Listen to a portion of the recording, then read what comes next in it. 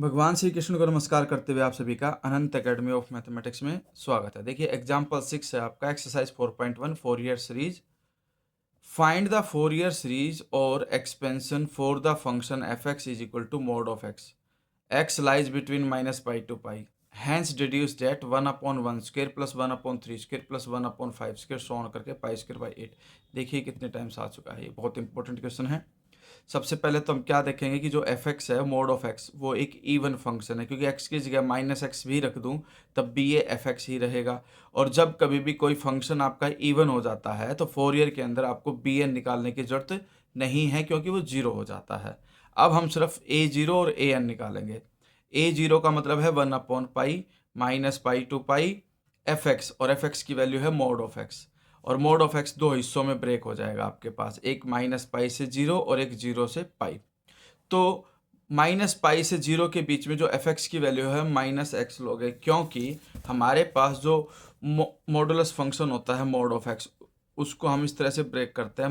-x होगा if x is already negative, तो negative negative मिलकर पॉजिटिव वैल्यू हो जाएगी, क्योंकि अगर x लेस देन 0 है तो -x ग्रेटर देन 0 होगा। ठीक है, उसके बाद x if x is greater than equal to 0, अगर x आपका ग्रेटर देन इक्वल टू 0 है तो मोड ऑफ x की वैल्यू क्या आएगी, x आएगी।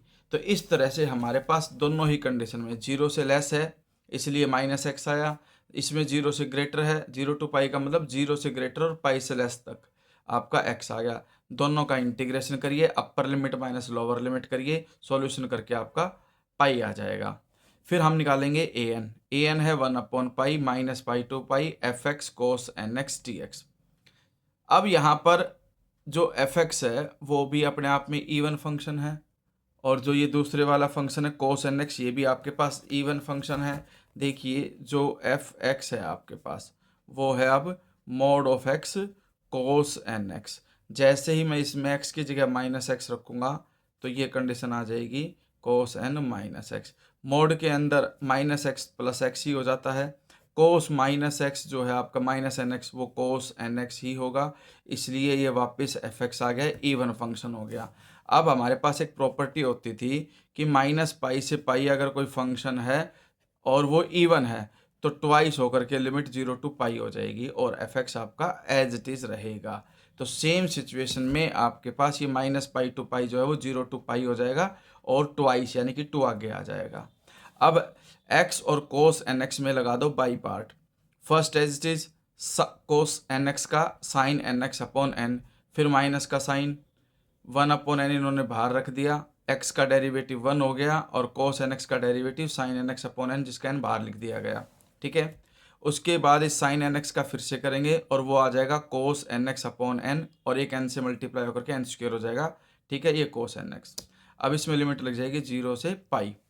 तो अब एक बार अपर लिमिट डाल दोगे, एक बार लोअर। अपर में देखिए ध्यान रखना पाई है तो साइन पाई तो 0 हो जाता है, और 0 रखूंगा तब भी 0, तो सिर्फ दोनों ही लिमिट किस में रखी जाएंगी, कोस एन एक्स में रखी जाएंगी। ठीक है, तो कंडीशन ये आ जाएगी आपके पास कि भाई पहले तो उसने पाई डाल दिया, फिर माइनस का साइन लगा के 0 डाल के ये 0 हो गया और कोस 0।